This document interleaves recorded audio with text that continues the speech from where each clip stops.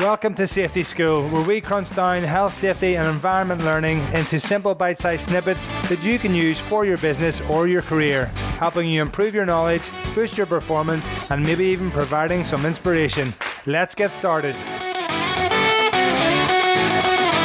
Let's look at how we can avoid the pitfalls when we're delivering training. Alex, we're going to talk through our sort of favourite little points that we reckon people can think about through experiences of our own and areas where we've maybe had a mishap in the past ourselves. Do you want to kick us off? Yeah, for me, it's always about your own nerves and, you overthinking, what you're delivering. And, sometimes the information that you're presenting is just got to be told, it's got to be delivered, but it's just your style and personality I think people want to see, rather than just trying to be either too corporate and too kind of like into the business buzzwords. Just be yourself, deliver something that you would be happy to sit through yourself. That's the test, I think. That's the acid test to make sure to keep your audience engaged.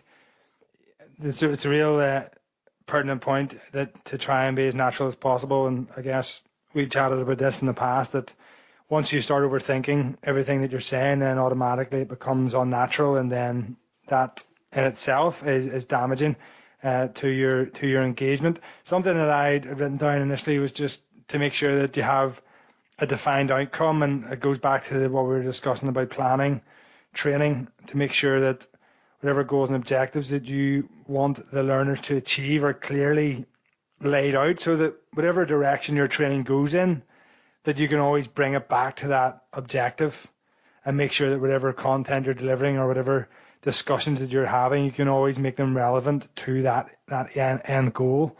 Would you have any thoughts on that or experiences from that point of view? Yeah, because, the learning outcome is that, you want to pass on your a skill or some knowledge. So, you might be helping them towards sitting an exam or creating a project or doing something else. And, you've got to kind of re-emphasize the learning objective. Otherwise, you're kind of saying, well, I'm just going to give you all this information and now I've ticked the box. And people know straight away that you're doing that. But if you've got an outcome and you're taking them on a journey, like a learning journey, it's like I like my films. So you're taking them on a film, you're telling them, what's going on. You take them through the kind of, like any good Hollywood movie has a script. You're taking them through a bit of a journey, and you're either trying to get somewhere or you're trying to help them kind of think differently. So to just always go back to that kind of purpose that you talked about, that objective, that learning thing.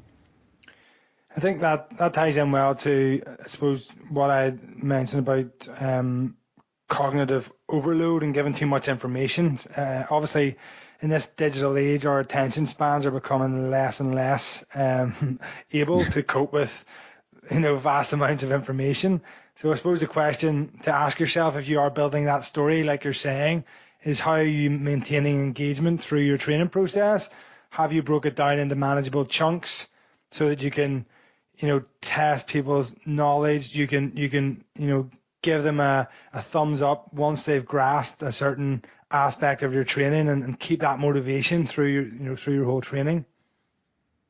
I can't say anything on that. I think that's absolutely bang on. If you overload them with too much information, particularly if you've designed a course yourself, that hasn't been tried and tested.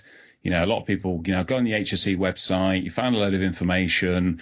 I've had this. People have sent me, examples. Oh, Alex, you think this is really going to stick? Is this really what people want to see? And it's just a complete regurgitation of the regulations, or it's like an approved code of practice that's been designed into a course.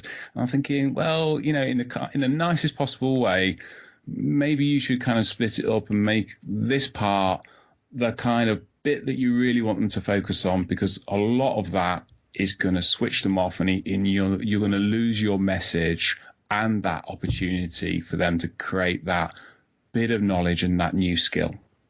Yeah, I think that's something as well for us to be aware of, and especially as someone who's been immersed in the subject matter for a long period of time, to watch out for that curse of knowledge that people talk about, where you end up basically just trying to show off how much you know about a particular subject rather than thinking about how it's perceived by the person trying to learn. And that obviously should form a big part of your planning in terms of the content and also the delivery. Yeah, I think maybe we hide behind, that technical aspects of safety that we know about, or well-being, or whatever it is, and you kind of think that's a bit of a shield for you. I think Brené Brown talks about being vulnerable, and this is the danger. People don't allow themselves to be vulnerable, when you're presenting. And if you are vulnerable, people like that. They see the real you. And actually, the people in the audience, they also drop their guards and they allow themselves to be vulnerable. But if you stand up there and you kind of spiel this stuff out, and, we've all been there and a bit guilty of it, you don't get that kind of richness in a room. So I think being vulnerable and just saying, do you know what, we're not going to cover everything, but these are the kind of key things, like you're saying, that I think goes down so much better. I think that's awesome. That's a really good point about, the vulnerability then being reciprocated by your audience, which opens up a lot of conversation which otherwise wouldn't happen. How does that then, just to wrap us up, Alex, do you think in terms of feedback, getting valuable feedback, is there anything that obviously getting feedback in itself is valuable. Everybody should know that.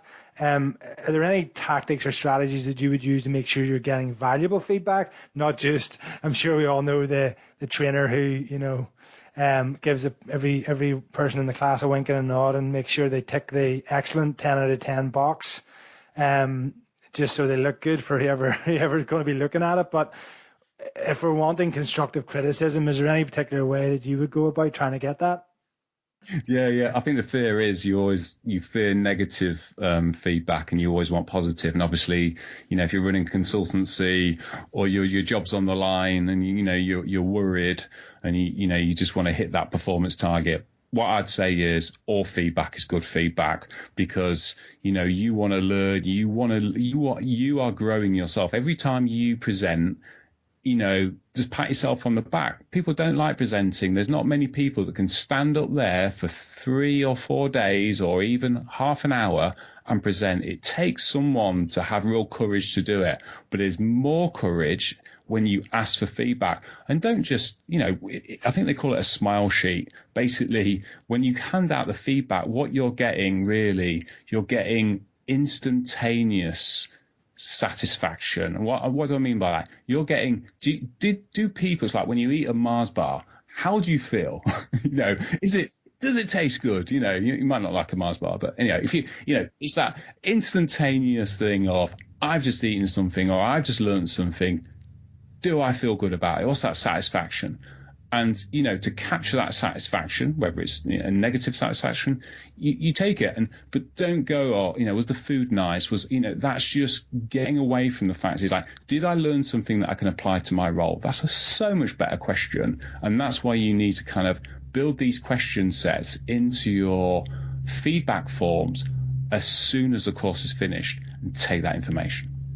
Okay, so it's as much about asking the right questions as anything else then.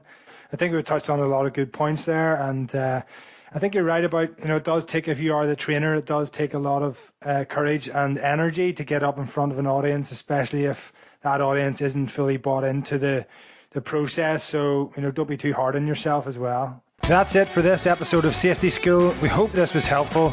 If so, please remember to rate, review and subscribe to this podcast on iTunes, Google Podcasts or Spotify. And remember, for more health, safety and environment help, you can visit us at safeti.com. Until next time, take care.